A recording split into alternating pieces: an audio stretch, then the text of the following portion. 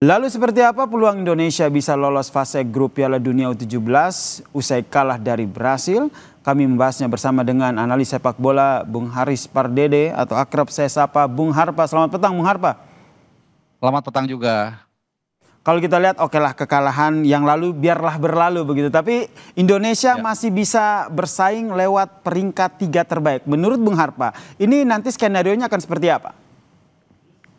Ya jujur kalau saya sih nggak terlalu memperdulikan nanti kans kita seperti apa ya. Walaupun itu memang menjadi salah satu parameter juga dari pasukan Coach Novarianto. Tapi buat saya melihat Garuda-Garuda remaja ini bisa manggung di pentas Piala Dunia U17. Menurut saya ini sudah berkah yang sangat luar biasa ya.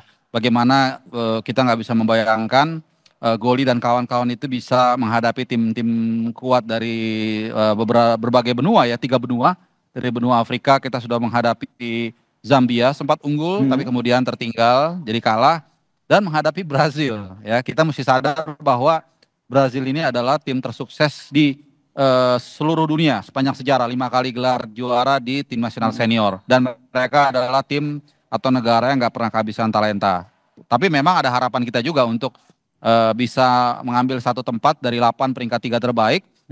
Kalau kita memang ada term and condition-nya. Kalaupun nanti besok malam kita bisa mengalahkan Honduras, itu masih ada hitung-hitungan dengan peringkat 3 dari beberapa Grup-grup lainnya gitu. Tapi ya nanti kan kita nggak tahu nih, bisa juga kita menang nggak lolos juga bisa juga gitu. Tergantung dari grup-grup lain. Tapi saya pikir itu yang saya katakan tadi, kalau saya membayangkan mungkin di ruang ganti besok bagaimana membuat memompa anak-anak ini bisa semangat mengambil pengalaman dari 3 pertandingan di grup ini sehingga mereka nanti bisa mengisi menjadi backbone tulang punggung dari tim nasional senior kita 2, 3, 4 tahun lagi. Bung Harpa, kalau hitung-hitungannya selisih gol kita yang -6 ini bisa jadi pertimbangan nggak sih? Hitung-hitungannya seperti apa nanti?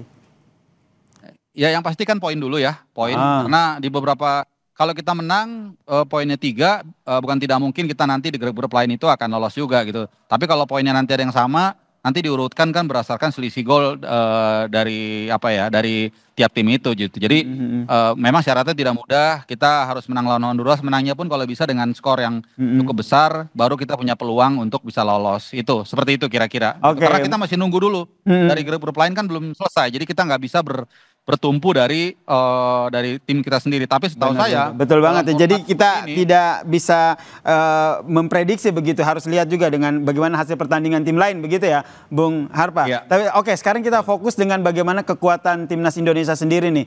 Kalah melawan Zambia, kemudian kalah melawan Brasil. Ini gimana nih peta kekuatan untuk melawan Honduras? Karena mau tidak mau ini bisa dikatakan laga hidup matinya timnas Indonesia U17. Ya, laga hidup mati buat kita dan juga buat Honduras ya. Karena Honduras juga mengalami 2 kekalahan. Cuman seperti kalau saya melihat ya dari 2 pertandingan awal, sebenarnya ada secerca harapan.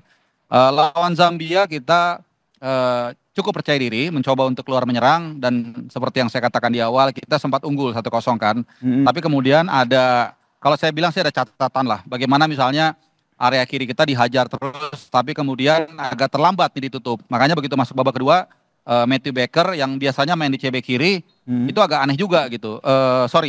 Ya biasanya main di CB kiri tapi ditaruh sebagai CB tengah. Putu Panji yang biasanya main sebagai central back di tengah dimainin di kiri. Tapi kemudian ketika di switch kembali, Matthew Baker main sebagai CB kiri dan Putu Panji main sebagai CB tengah, ini jadi lebih kokoh. Nah itu lawan Zambia. Lawan Brazil menurut saya cukup menarik ya. Kalau kita lihat 4 gol Brazil itu rata-rata 3 minimal seingat saya itu dari hasil aksi individu.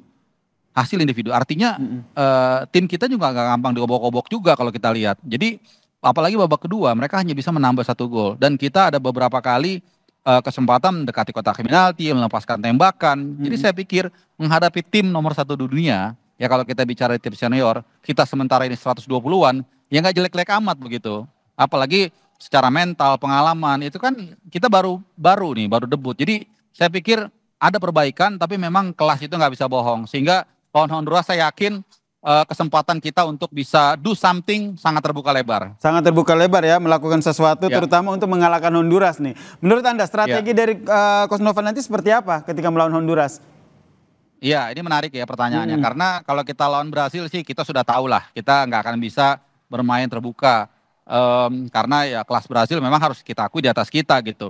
Nah, lawan Zambia kita berani bermain terbuka, tapi lawan memang lebih cerdik, lebih kuat juga gitu. Nah, lawan Honduras ini kan kalau saya lihat-lihat dari hitung-hitungan head to head pertemuan di grup ini kan relatif tidak terlalu jauh lah levelnya dengan kita. Kalau tidak mau dikatakan seimbang, artinya bukan tidak mungkin kita akan bermain lebih agresif. Jadi tidak melulu Novarianto itu bermain sepak bola reaktif atau counter defense, tapi juga ketika memang lawan memungkinkan untuk kita tekan, ya why not? Dan ini kita akan lihat mudah-mudahan clinical yang tidak kita lihat saat menghadapi Zambia itu banyak. Mirza ada peluang one on one, kemudian juga Evander Floresta juga ada peluang one on one. Ada 3 atau 4 lah pemain kita tuh punya peluang emas tapi gagal. Mudah-mudahan lawan Honduras ini dengan permainan yang lebih atraktif, lebih ofensif, dan kita bisa memanfaatkan peluang, mudah-mudahan kita bisa mengalahkan Honduras. Oke, ini harapan kita. Lagi-lagi ini kita hanya bisa membaca. Terkait dengan line up ataupun siapa saja nih pemain-pemain yang akan diturunkan, menurut Anda akan banyak perubahan yang berarti, terutama di lini tengah untuk menyerang begitu seperti yang tadi Anda sampaikan? Rasa-rasanya sih harusnya kita sudah bisa melihat ya kerangka dari 2 pertandingan menghadapi Zambia dan Brasil itu seperti apa. Misalnya di bawah mistar gawang ya sudahlah, nggak mungkin diganti juga kan. Ada Dava di sana, kemudian juga di lini belakang ada Lee. Lee juga bagus banget nih main ini, pemain keturunan besar di Amerika. Kemudian ada Matthew Baker, Putu Panji. Saya pikir nggak akan terlalu berubah. Kemudian Evander Floresta di tengah juga akan menjadi katalisator. Lalu Mirza dan Goli. Ya ini saya pikir beberapa pemain yang akan tetap menjadi tulang punggung saat kita nanti menghadapi Honduras. Jadi nggak akan banyak berubah harusnya menghadapi Honduras besok malam. Oke, kita baca sedikit kekuatan dari Honduras. Kalau Honduras ini kan lawan Brasil itu kan kalahnya 7-0 nih. Titik mana nih dari Honduras yang akhirnya nanti bisa jadi peluang untuk timnas Indonesia? Sebenarnya kalau saya lihat justru di jantung pertahanan mereka yang gampang sekali untuk diterupas. Kalau kita lihat dari 7 gol dari Brasil, kemudian ketika mereka juga kalah dari Zambia, sebenarnya jantung pertahanan mereka bukan tidak mungkin untuk diterobos. Sementara kita kan kalau kita lihat kita banyak bermain bola-bola terupas. Jadi sebenarnya ini bisa dimaksimalkan. Tinggal memang bagaimana melewati lini tengah dari Honduras yang kita tahu secara fisik mereka cukup kuat. Dan kalau kita tidak terburu-buru bisa menekan secara perlahan dan melakukan umpan kunci beberapa kali di area pertahanan Honduras. Saya pikir kita punya peluang untuk melakukan itu. Jadi Honduras bukan tim yang lemah banget, iya, tapi juga bukan tim yang kuat yang sulit untuk kita kekalahan. Dan satu hal lagi, kalau kita mau sedikit matematik kan kita kalah sama Brasil 4-0, cukup melawan. Sementara Honduras itu awal-awal agak naif kalau kita lihat lawan Brasil. Dia keluar menyerang tapi dihabisin 7-0. Jadi kita lebih cerdik. Jadi dari berbagai atribut saya pikir kita harusnya tidak perlu takut atau bisa lebih optimis untuk bisa mengalahkan Honduras dan berharap ya ada hasil lain yang menguntungkan kita dari peringkat 3 lain grup-grup lainnya. Iya, lagi-lagi ini adalah pengalaman luar biasa begitu ya buat timnas U17 bisa merasakan bagaimana atmosfer dari Piala Dunia U17 ini. Nah, kalau berbicara soal itu nih, menurut Anda perlu dirotasi nggak pemain-pemain yang mungkin di pertandingan pertama dan kedua nih belum pernah merasakan bagaimana laga di Piala Dunia ini?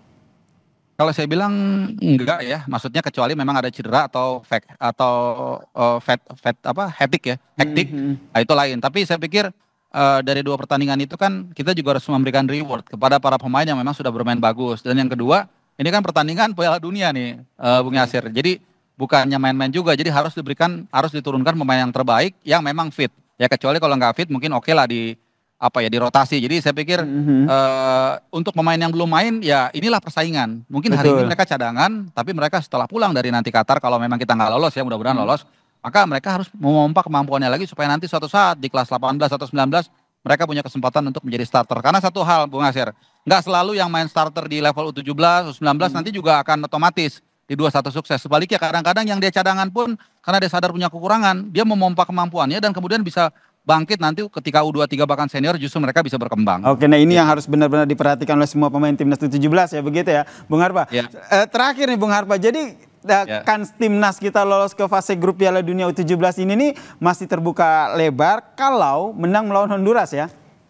Iya, minimal kita harus menang dulu. Karena kalau kita seri apalagi kalah ya selesai. Dan tinggal 280 juta masyarakat Indonesia kembali kita guyup lagi berdoa untuk Goli dan kawan-kawan supaya bisa gol ke knockout stage ya.